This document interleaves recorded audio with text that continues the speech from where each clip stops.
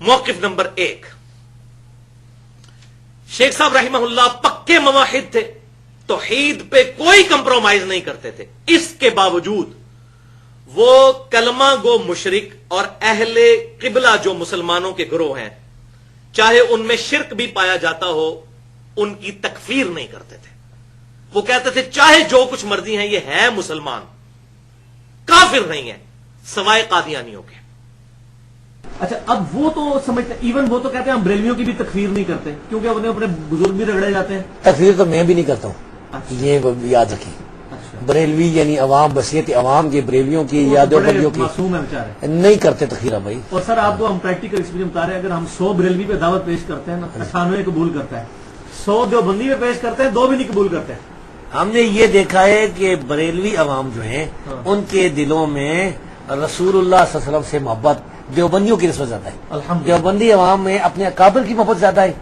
دوسرا یہ کہ شر فساد، خودکش حملے، دھماکے، یہ دیوبندیوں کی لائن ہے، بریلوی کی نہیں ہے۔ اور ہمارا جب بھی ٹکراؤ ہوا ہے، یعنی بریلوی جو ہے نا، وہ اس طرح کھل کے مخالفت نہیں کرتے حدیث کی جس طرح دیوبندی کرتے ہیں۔ مستثنیات تو ہر چیز میں ہوتی ہے، ایگزیپشن۔ مقلد میں بھی وہ اتنے تقلید میں بھی پکے نہیں۔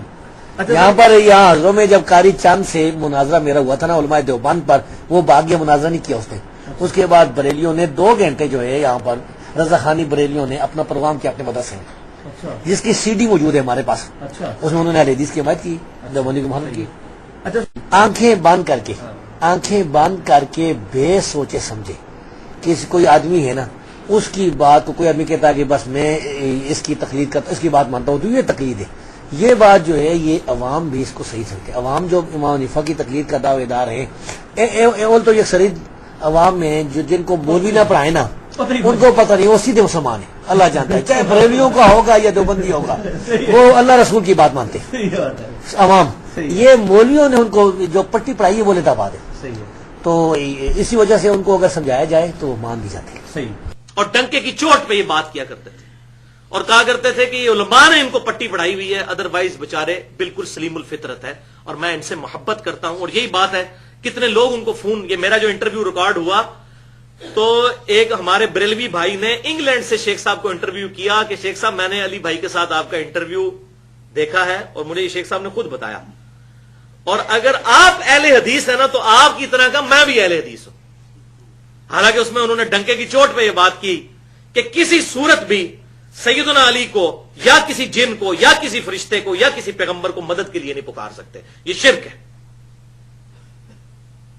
لیکن حق گوئی اپنی طاقت رکھتی ہے۔ جب آپ حق بات مانتے ہیں اور کسی فرقے کی پرواہ نہیں کرتے نا، لوگوں کو یہ آپ پر اعتماد ہوتا ہے کہ یہ بندہ بات صحیح کر رہا ہے، یہ تو اپنے مقبہ فکر کے لوگوں کو بھی رگڑتا ہے۔ اور میں آپ کو بتاؤں گا اس میں کتنی مثالیں آئیں۔ انہوں نے پوری کتاب بھی لکھی، بدعتیوں سے سخت نفرت کرتے تھے، بلکہ پوری کتاب لکھی اور اس میں انہوں نے ثابت کیا کہ بدعتی کے پیچھے نماز نہیں ہوتی۔ یہاں پہ میرا ان سے اختلاف ہے۔ میرے نزدیک یہ ہے کہ جو کلمہ گو اہل قبلہ ہے، کبھی مجبوراً اس کے پیچھے نماز پڑھنی پڑ جاتی ہے، چاہے اس کے عقیدوں میں شرک ہی کیوں نہ موجود ہو، نماز آپ کی ہو جائے گی، کیونکہ ہم تو امام کے پیچھے سورۃ الفاتحہ اپنی پڑھتے ہیں۔